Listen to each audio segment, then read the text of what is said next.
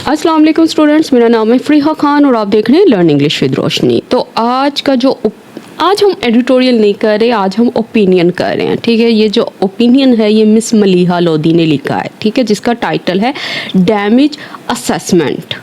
देखो, damage assessment का मतलब क्या है? इसका मतलब है कि ये जो नुकसान हुआ है, ये जो तबाही हुई है, उसका जायज़ा, उस पे गौर व फिक्र।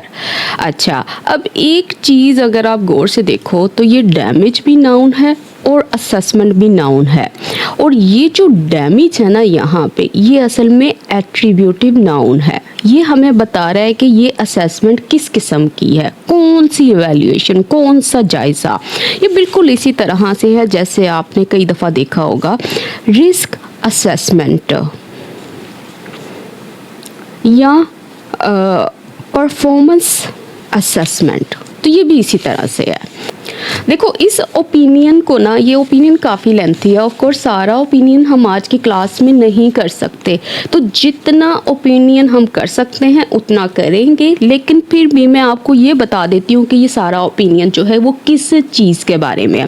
देखो, जैसा इसका टाइटल है ना कि डैमेज असेसमेंट, ये ओपिनियन भी इसी चीज़ के ऊपर लिखा गया है। देखो, राइटर जो है ना, उनका पॉइंट ये है कि जो डोनाल्ड ट्रंप की जो सेकंड प्रेसिडेंसी थी ना, उसने बहुत ही कमज़ोर कर दिया है अमेरिका की इकोनॉमी को, डेमोक्रेसी को, फॉरेन पॉलिसी को, ग्लोबल रेपुटेशन को, और इसके जो दूसरे जो अलाइज के साथ जो रिलेशनशिप है उसको भी कमज़ोर कर दिया है।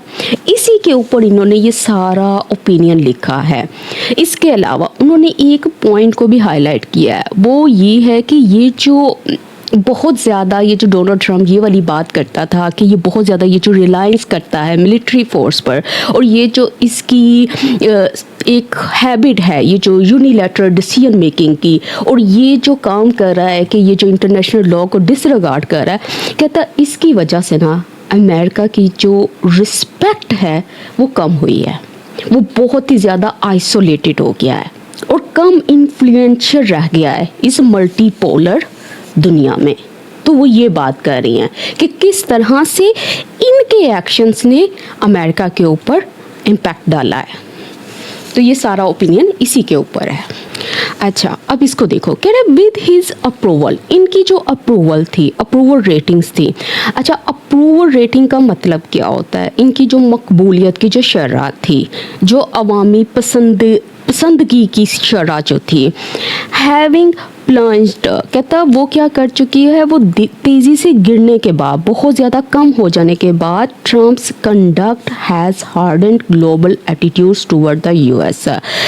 ट्रम्प का जो कंडक्ट है, उसका जो रवैया है, हैज़ हार्डन्ड, कहता उसने बहुत ही मनफी बना दिया है किसको? ग्लोबल एटीट्यूड्स को, मतलब दुनिया भर की जो राय है उसको। अच्छा, ये राय जो है, ये एटीट्यूड है, ये किसकी तरफ है? उसने कहा टूवर्ड्स द यूएस, अमेरिका के बारे में, अमेरिका की तरफ।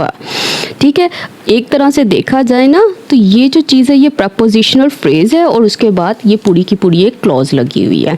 देखो, इसमें उसने क्या बात की है, उसने कहा है कि जो ट्रम्प की अप्रूवल रेटिंग थी ना, ये जो उसकी मकबूलियत थी, कहता बहुत ज़्यादा गिरने के बाद उसका जो कंडक्ट है, उसने, मतलब उसका जो रवैया है, उसने दुनिया भर में अमेरिका के बारे में लोगों की राय और ज़्यादा मनफी और सख्त बना दी है। वो ये बात कर रहा है। अच्छा, यहाँ पे इसने वर्ड यूज़ किया हार्डन्ड। हार्डन्ड का मतलब क्या होता है? इसका मतलब होता है उसने इस चीज़ को मजबूत कर दिया है, आप ये समझ लो, और ज़्यादा नेगेटिव बना दिया है। अच्छा, अप्रूवल रेटिंग्स मतलब उनकी जो पॉपुलैरिटी थी, उनकी जो मकबूलियत थी, जो अवामी हिमायत थी। अच्छा, हैविंग प्लंज्ड, इसका मतलब क्या? देखो, प्लंज्ड का मतलब होता है ड्रॉप्ड शार्पली, मतलब तेज़ी से गिरने के बाद। अब आगे देखते हैं, मैं थोड़ा सा इसको जूम कर लूँ।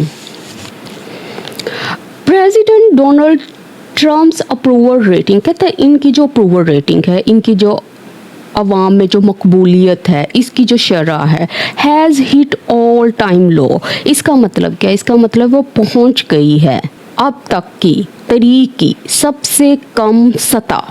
Lowest level.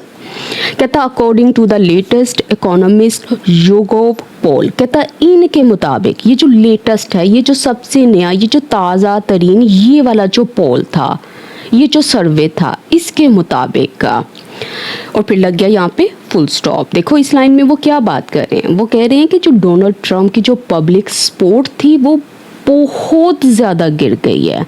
और किसके मुताबिक? इनके मुताबिक। मतलब अगर वो कह रहा है कि आप हिस्ट्री की भी बात करो ना, तो अब तक की तरीकी सबसे कम जो सतह है ये वहाँ पे गिर गई है। अच्छा कैसे? कहता द सर्वे फाउंड, जो सर्वे है उसने फाउंड किया है, उसने जाहिर किया, उसे मालूम हुआ है, उसने रिवील किया है 62% ऑफ अमेरिकन्स डिसअप्रूव ऑफ। इतने जो अमेरिकन्स हैं, इतने जो अमेरिकन लोग हैं वो डिसअप्रूव करते हैं, उन्होंने हिमायत नहीं करते, वो नापसंद करते हैं किसको? प्रेसिडेंट्स परफॉर्मेंस, इनकी जो कारकर्दगी है, ये जिस तरीके से काम करते हैं। कहता वाइल 63% से, कहता जो 63% है ना 100 में से जो 63 लोग हैं वो ये कहते हैं the country is headed in the wrong direction, कि जो कंट्री है वो जा रही है, वो बढ़ रही है, वो मूव कर रही है गलत डायरेक्शन में। और फिर लग गया यहाँ पे फुल स्टॉप।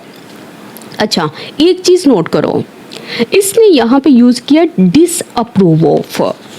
देखो जो डिसअप्रूव है ना, ये अपने बाद ऑफ लेता है जब आपने ये कहना हो कि किसी चीज़ को पसंद नहीं करना, गलत समझना, किसी चीज़ पे एतराज़ करना। जैसे आई डिसअप्रूव ऑफ स्मोकिंग, इसका मतलब क्या है? इसका मतलब है मैं स्मोकिंग को गलत समझती हूँ, मैं इसको नापसंद करती हूँ, मैं इसको डिसलाइक करती हूँ। तो डिसअप्रूव के बाद आपने ऑफ लिखना है और ऑफ के बाद उस चीज़ को मेंशन करना है जिसको आप गलत समझते हो या जिसको आप पसंद नहीं करते। These are Trump's worst numbers, कहता ये जो जितने नंबर्स मैंने ऊपर बताए हैं ना, ये सबसे खराब फिगर्स हैं ट्रम्प के। सिंस कहता उस वक़्त से, जब से ही return to the White House last year, जब से ये वापस आया है वाइट हाउस में। कब? लास्ट ईयर, गुज़िश्ता साल, previous year. The results align with findings of other polls, कहता ये जो रिजल्ट्स थे ना, ये जो नताइज थे, कहता ये मिलते हैं, ये अलाइन विद करते हैं, ये मैच करते हैं दूसरी फाइंडिंग से, दूसरे नताइज से। अच्छा ये नताइज, ये फाइंडिंग किसकी है? कह रहा दूसरे पोल्स की, जो दूसरे सर्वे हुए थे उनसे।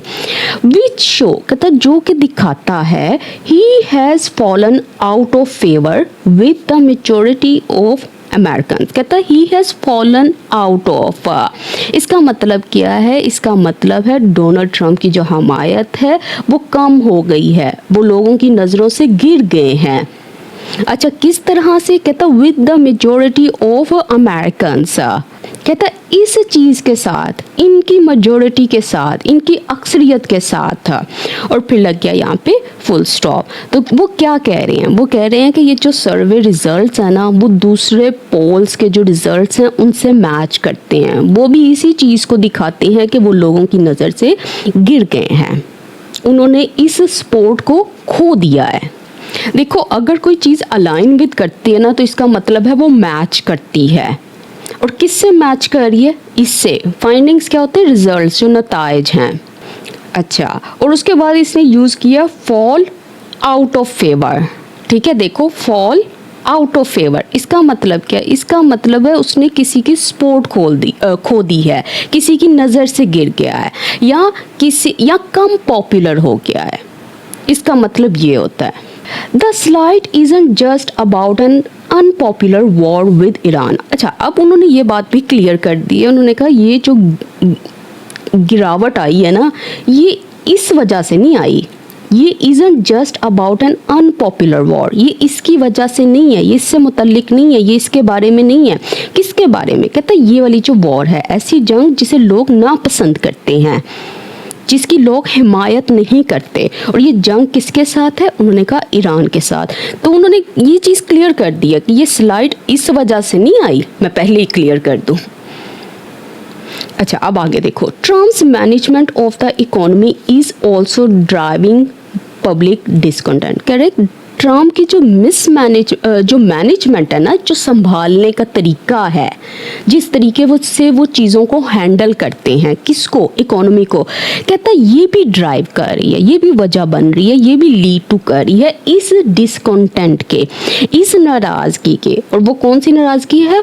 पब्लिक, लोगों की डिसकंटेंट। अब नेक्स्ट पैराग्राफ देखो। The first 18 months of the mercurial leaders second term. उन्होंने कहा जो पहले 18 महीने थे, किन के? कहता इनकी सेकेंड टर्म के। अच्छा, ये कौन है? कहता कि मर्क्यूरियल। मर्क्यूरियल का मतलब क्या होता है? इसका मतलब ऐसा पर्सन जो गैर मुस्तकिल मिजाज हो, जिसके फैसले, जिसका जो रवैया है वो तब्दील होता हुआ हो। कहता इनकी जो सेकंड टर्म थी, इनकी जो दूसरी मुद्दत हुकूमत थी, इनका जो सेकंड पीरियड था ऑफिस में, हैव बीन डिफाइंड बाय। कहता जिसको डिफाइन किया गया है, जिसको पहचाना गया है, किसके साथ? इसके साथ ये जो डिसरप्शन है, ये जो बेचैनी है, डिसऑर्डर है, डिस्टर्बेंस है, इंस्टेबिलिटी है, at home and abroad. At home मतलब मुल्क के अंदर, विद इन द कंट्री, और अब्रॉड मतलब मुल्क से बाहर, फॉरेन कंट्रीज में। और फिर लग गया यहाँ पे फुल स्टॉप। देखो इसमें उन्होंने क्या बात की, उन्होंने कहा है कि जो ट्रम्प की सेकंड प्रेसिडेंसी थी ना, उसके जो पहले 18 महीने थे उनको किस तरह से डिफाइन किया गया है? उसको डिफाइन किया गया है इसके साथ, डिसऑर्डर के साथ। और ये जो डिसरप्शन है, ये जो डिसऑर्डर है, ये कहाँ पे था? उसने कहा मुल्क के अंदर भी और मुल्क से बाहर भी। अच्छा, अब ये जो चीज़ इसने मेंशन किया ना, डिफाइन बाय, देखो इसका मतलब होता है बी नोन फॉर, कि ये पहचाना जाता है, इसको डिस्क्राइब किया जाता है, इसको आइडेंटिफाई किया जाता है। और ये जो इसने एक्सप्रेशन यूज़ किया ना, एट होम एंड अब्रॉड, ये फिक्स्ड इडियोमेटिक एक्सप्रेशन है, ये फिक्स्ड फ्रेज है। इसका मतलब होता है inside the country, outside the country. His America first unilateralism has meant military strikes on multiple countries। कहता है ये जो चीज़ है कि अमेरिका फर्स्ट, मतलब इसकी जो ये वाली पॉलिसी है, मतलब कि अमेरिका के जो इंटरेस्ट हैं वो सबसे ऊपर हैं। कहता इसकी जो यूनिलैटरलिज्म है, मतलब ये जो एक यक तरफा इसकी जो पॉलिसी है, मतलब दूसरे ममालिक से मशवरा किए बगैर ये जो फैसला करना है, कहता हैज़ मेंट। देखो मेंट का मतलब क्या है? वो रिजल्टिंग की है, उसका नतीजा ये निकला है, जिसका मतलब ये रहा है, क्या रहा है? स्ट्राइक्स ऑन मल्टीपल कंट्रीज के हमले, मतलब फौजी हमले कई ममालिक पर, and up ending of the global trading system. और इस चीज़ में ये जो अप एंडिंग है, ये जो उल्टा देना है, बुरी तरह से मुतासिर कर देना है, निज़ाम को हिला देना है, किसके निज़ाम को? कहता इसके निज़ाम को। ये जो ग्लोबल ट्रेडिंग सिस्टम है, ये जो दुनिया का तिजारती निज़ाम है। और उसके बाद हमारा सेंटेंस यहाँ पे कंप्लीट होता है। अच्छा, अब इसने यहाँ पे यूज़ किया वर्ड अप एंड। देखो अप एंड का मतलब होता है उल्टा कर देना, डिस्टर्ब कर देना, ओवरटर्न कर देना। अब नेक्स्ट देखो, it reflects contempt for international law and other Nations sovereignty. कहता है ये रिफ्लेक्ट करती है, ये क्या? ये जो पॉलिसी है अमेरिका फर्स्ट, कहता है ये रिफ्लेक्ट करती है, ये शो करती है, जाहिर करती है, दिखाती है इस कंटेम्प्ट को, इस डिसरिस्पेक्ट को। और ये किसके लिए है? इस लॉ के लिए, बैनुल-अक़वामी कवानीन के लिए, रूल्स के लिए, लॉज के लिए, एंड अदर नेशंस सॉवरेनिटी, और जो दूसरे ममालिक की जो खुद मुख्तारी है उसके लिए। और फिर लग गया यहाँ पे फुल स्टॉप। तो उसने ये बात क्लियर कर दी है ना कि ये जो चीज़ें हैं कि अमेरिका फर्स्ट, ये क्या चीज़ दिखाती है? ये दिखाता है लैक ऑफ रिस्पेक्ट को इंटरनेशनल लॉज के लिए और दूसरी कंट्रीज़ की इंडिपेंडेंस के लिए, मतलब वो इन चीज़ों की परवाह नहीं करता। For a president who promised, कहता जहाँ तक बात है किसकी? एक प्रेसिडेंट की। कौन सा प्रेसिडेंट? कहता जिसने प्रॉमिस किया, वादा किया कि वो एंड करेगा वॉर्स को, नॉट स्टार्ट दैम, ना कि उन्हें शुरू करेगा। His record is the opposite, कहता उसका जो रिकॉर्ड है ना, उसका जो माजी है वो क्या है, वो बिल्कुल ही उल्ट है। मतलब उसका रिकॉर्ड, मतलब उसकी जो परफॉर्मेंस है, उसकी जो असल कारकर्दगी है, कहता वो बिल्कुल ही ऑपोजिट है। ट्रम्प एज्यूम्ड अमेरिकन पावर, कहता ये जो ट्रम्प है इसने एज्यूम किया था, इसने मान लिया, इसने समझ लिया कि ये जो अमेरिकन पावर है could browbeat other countries into compliance, कि ये क्या कर सकती है, ये दबाव या धमकी देकर मजबूर कर सकती है दूसरे ममालिक को, और दूसरे ममालिक को अच्छा किस चीज़ में मजबूर कर सकती है, कंप्लायंस में, मतलब अपनी बात मनवाने पर या उनको मजबूर करने पर, at no cost to the US, मतलब बगैर किसी नुकसान के, किसको, यूएस को। अच्छा देखो अब इसमें वो बात क्या कर रहा है, कहता ट्रम्प का ये ख्याल था कि जो अमेरिका की ताकत है ना, वो दूसरे ममालिक को दबाव डालकर अपनी बात मनवाने पर मजबूर कर सकती है, और किस तरह से कर सकती है, कहता इस तरह से, at no cost to the US, कि अमेरिका को कोई नुकसान नहीं होगा, और फिर लग गया यहाँ पे फुल स्टॉप। हाँ अच्छा देखो, अज्यूम करने का मतलब क्या होता है, बिलीव करना, समझना, और ब्राउबीट का मतलब क्या होता है, किसी को धमकाना, मजबूर करना, दबाव डालना, ज़बरदस्ती मजबूर करना, और किस चीज़ में मजबूर करना है, कंप्लायंस में, ओबीडियंस में, ताउन करने में, और कॉस्ट यहाँ पे मतलब क्या, नुकसान, कॉन्सिक्वेंस। कहता that was a miss calculation, कहता कि ये जो बात है, ये जो सोच है, ये जो उसका बिलीफ है, ये मिस कैलकुलेशन है, ये गलत अंदाज़ा है, गलत फैसला है, गलत हिसाब है। His over reliance on force also fail to produce the results he wanted, कहता है कि इनकी जो ओवर रिलायंस थी, ओवर रिलायंस का मतलब है बहुत ही ज़्यादा जो उनका भरोसा था, हद से ज़्यादा ये जो भरोसा था, इन्हिसार था, किसके ऊपर, इस फोर्स के ऊपर, मिलिट्री स्ट्रेंथ के ऊपर, ताकत मतलब फौजी कुवत, कहता ये भी फेल हो गई, ये भी नाकाम रही, किस चीज़ में, कहता प्रोड्यूस करने में, पैदा करने में, हासिल करने में, इन रिजल्ट्स को, द रिजल्ट्स, कौन से रिजल्ट्स, ही वांटेड, जो वो चाहता था। देखो ओवर रिलायंस का मतलब होता है टू मच रिलायंस, ज़रूरत से ज़्यादा भरोसा। अब थर्ड पैराग्राफ देखते हैं। Trump may be extreme in his imperious unilateralist ways, but there is continuity with past US conduct in an important respect। अच्छा ये बहुत important लाइन है, इसको देखो, कहता है ट्रम्प में भी एक्सट्रीम, ट्रम्प जो है ना हो सकता है हद से ज़्यादा एक्सट्रीम हो, किस चीज़ में एक्सट्रीम हो, कहता इन हिज इम्पीरियस, मतलब ये जो इसका हुक्म चलाने वाला, ये जो इसका एरोगेंट बिहेवियर है ना, इसके जो तरीक़ाकार हैं, कौन से, कहता जो यूनिलैटरलिस्ट हैं, मतलब जो यक तरफा पॉलिसी वाले, पॉलिसी इख्तियार करने वाले जो तरीके हैं, जो इसका अंदाज़ है, कहता लेकिन देयर इज़ कॉन्टीन्यूटी, लेकिन कहता वहाँ पे मौजूद है एक तसलसल, एक कंसिस्टेंसी। अच्छा किस चीज़ के साथ कंसिस्टेंसी, कहता पास्ट यूएस कंडक्ट, कहता जो अमेरिका का जो माजी का रवैया है, जो इसका प्रीवियस बिहेवियर है या इसकी जो पॉलिसीज़ हैं, इन एन इम्पोर्टेंट रिस्पेक्ट, मतलब एक अहम पहलू से। अच्छा अब ये क्या चीज़ होती है, ये मैं अभी डिटेल में एक्सप्लेन करती हूँ, पहले इसका मतलब समझो।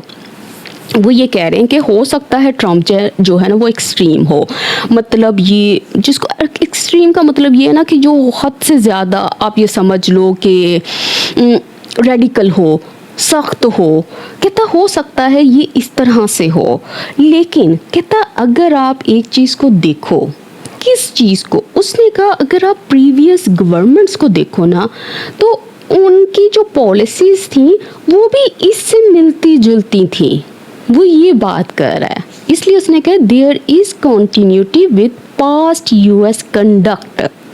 ठीक है, अब ये जो चीज़ इसमें यूज़ किया इन एन इम्पोर्टेंट रिस्पेक्ट, इसको समझ लो, मैं पेपर लेके आई, देखो इन एन इम्पोर्टेंट रिस्पेक्ट, इसका मतलब क्या, इसका मतलब है एक अहम पहलू में, एक अहम मामले में, ठीक है। फॉर एग्जाम्पल देखो, the two plans differ in an important respect. इसका मतलब है दोनों प्लान्स एक अहम पहलू में मुख्तलिफ हैं। तो आप ये समझ लो, इन एन इम्पोर्टेंट रिस्पेक्ट का मतलब होता है इन वन की एस्पेक्ट, इन वन इम्पोर्टेंट वे। ठीक है। अच्छा, इम्पीरियस का मतलब क्या होता है? इसका मतलब है एरोगेंट, हुक्म चलाने वाला, ये जो इस तरह के उसके तरीके थे। और यूनिलैटरलिस्ट, वन साइडेड, अकेले फैसला करने वाले, ये जो तरीके थे उसके। Continuity, consistency. और कंडक्ट मतलब ये जो इनका बिहेवियर है, इनकी जो पॉलिसी है, इनका जो अमल है। ठीक है। आई होप कि अब आपको समझ आ गई होगी पूरा सेंटेंस जो है ये क्या बात कर रहा है। अच्छा, through out it's history of dealing with other nationals. अच्छा, अब ये देखो, वो कह रहा है थ्रू आउट, पूरी मुद्दत में, हमेशा से। ये जो इसकी हिस्ट्री है ना, इसकी अपनी तारीख में, तारीख कौन सी? कहता है ये जो डील विद करना है, ये जो ताल्लुकात रखने में दूसरी नेशंस के साथ, the US has under estimated the power of nationalism. ये जो यूएस है ये क्या कर चुका है? ये अंडर एस्टिमेट कर चुका है, ये इसने कम समझा है, इसने असल ताकत का अंदाज़ा नहीं लगाया। किसकी ताकत का? कहता है ये जो ताकत है नेशनलिज्म की, कौम प्रस्ती की। And the resistance it would meet in trying. और ये जो रेजिस्टेंस है, ये जो मजम्मत है, ये जो ओपोजिशन है, इट वुड मीट मतलब जिसका उसे सामना करना पड़ता, in trying to force its own will on others. इस चीज़ में ये वाली कोशिश करते हुए, किस चीज़ में कोशिश करते हुए? कहता ये जो ज़बरदस्ती मजबूर करना अपनी मर्जी को दूसरों के ऊपर, दूसरे ममालिक के ऊपर, और फिर लग गया फुल स्टॉप। तो वो क्या बात कर रहा है? कहता अगर आप पूरी हिस्ट्री भी देख लो ना, तो यूनाइटेड स्टेट जो है ना, वो इस चीज़ को समझने में ना नाकाम रही है। किस चीज़ को समझने में? कि जो नेशनलिज्म है वो कितनी पावरफुल है, या ये चीज़ कि कितनी ओपोजिशन ये फेस कर सकती है जब ये वाला काम करने की कोशिश करे। देखो, यहाँ पे विल का मतलब क्या है? ये जो अपने इरादे हैं, अपनी जो डिमांड्स हैं, इनको दूसरों पर फोर्स करना। फोर्स करने का मतलब होता है कंपेल करना, मजबूर करना, इम्पोज करना, थोपना दूसरों पर। अच्छा, अब आगे देखो। अच्छा, आज का ओपिनियन जो है वो इजी नहीं है, मैं पहले ही बता दूं। आप जब पढ़ोगे मीनिंग निकालने में आपको थोड़ा टाइम लगेगा। कह रहा है इट फाउंड दैट। अच्छा, इसका मतलब क्या? इट किसके लिए आया? अमेरिका के लिए आया। कहते इसने फाउंड किया है, इसने ये पाया, इसको ये एहसास हुआ, रियलाइज़ किया, डिस्कवर किया कि इसकी जो इंटरवेंशंस है ना, जो मुदाखलत है, जो दखल अंदाजी है वियतनाम में, अफगानिस्तान में, इराक में, विच एंटेंगल वाशिंगटन,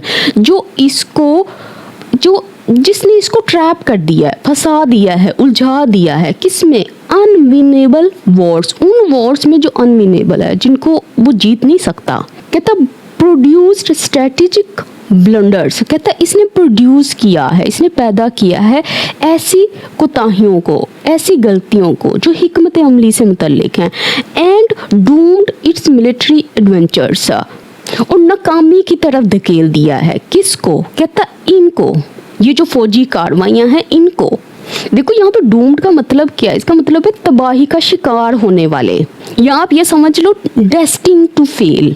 तो इसमें उन्होंने क्या बात की? उसने कहा यूएस ने ये रियलाइज़ कर लिया है कि इसकी जो मिलिट्री इन्वॉल्वमेंट थी ना इन कंट्रीज़ के अंदर, कहता है इसने ईरान जो यूएस है इसको फंसा दिया है उन वॉर्स में जिसको ये जीत ही नहीं सकता। और इसके अलावा इसने क्या कहा है, क्या चीज़ इसको रियलाइज़ हुई है? कहता कि ये वाले ब्लंडर्स, ये वाली मिस्टेक्स जो वो कर चुका है, और ये वाली चीज़ें। देखो, टुडे इसका मतलब है आज, अब। इट इज़ फाइंडिंग मतलब ये अब एहसास कर रहा है, अब समझ रहा है दैट ये कि again in the war against Iran, कह रहा है कि ये फाइंड कर रहा है किस चीज़ को? इसी बात को, ईरान के खिलाफ जंग में। Trump also doesn't seem to understand. कहता जो ट्रम्प है डजेंट सीम, नहीं दिखाई देता। अच्छा, क्या नहीं दिखाई देता? टू अंडरस्टैंड, समझना, एहसास होना, दैट ये कि the unipolar world long past into history. कहता ये वाली जो दुनिया है जो यूनिपोलर है, एक ऐसी दुनिया जहाँ सिर्फ एक बड़ी ताकत का दबदबा हो। कहता है ये वाली जो चीज़ है ये लॉन्ग पास्ट इनटू हिस्ट्री है, मतलब बहुत पहले ये ख़त्म हो चुकी है, ये तारीख का हिस्सा बन चुकी है।